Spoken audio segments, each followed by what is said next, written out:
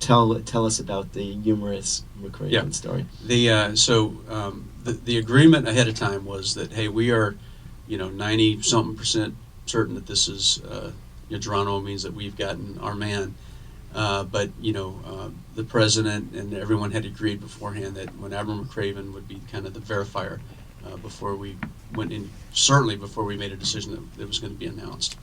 And so when we got back into Afghanistan, they had the body laid out, and we knew he was about 6'4", and Admiral McCraven walked up and looked at one of the SEALs and goes, "Hey, Jim, whatever your name is, you're about 6'4", right?" He goes, "Yes, sir." He goes, "Lay down beside there and let me see." And so he did. He goes, "Yeah, that's about right." And so Admiral McCraven was relaying this story to President Obama, and the president said, "Hey, Bill.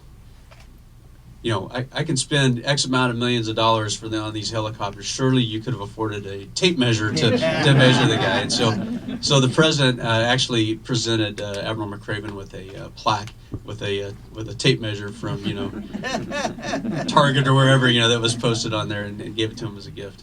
Yeah. So when did McCraven go over to Afghanistan to really start prepping for this? It was a few days prior. I can't remember exactly. Probably 4 days prior. So basically, you're working around the clock with him, getting this whole thing set up, that it should go seamlessly beforehand. That's right. Explain to me why that helicopter, we have the most advanced technology. What happens that you think that helicopter crashed? I think that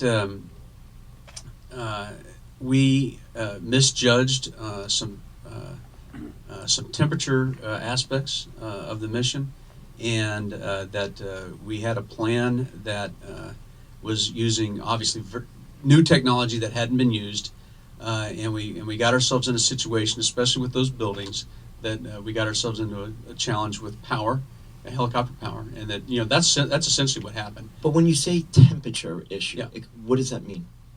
What we anticipated temperature-wise that night. When you On the ground. on the ground, yes. Mm-hmm. So when you have a mission, helicopters have a mission, and they're bringing in a number of people. Of course, you're going to calculate the powers that's required to do the mission. In this case, the mission was a hover. They're going to hover and fast rope team members in. So you calculate your power. Part of that calculus is the altitude that you're at and the temperature.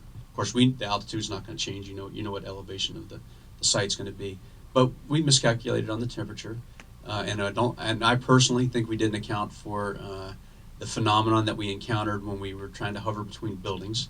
That we're in a tight power envelope, and we had basically wind that's being blown off the helicopters, blowing back into the rotor system that then demanded too much power of the rotor system that it couldn't give. And so essentially that's what happened. He kind of lost control of the helicopter, had enough of it to do a controlled landing or a controlled ditch into the animal pen there that was beside, but obviously didn't do the mission that he had expected to be able to do. From the time the SEALs hit the ground, how long are they on the ground before they get back into both helicopters? Yeah, the second one you brought down.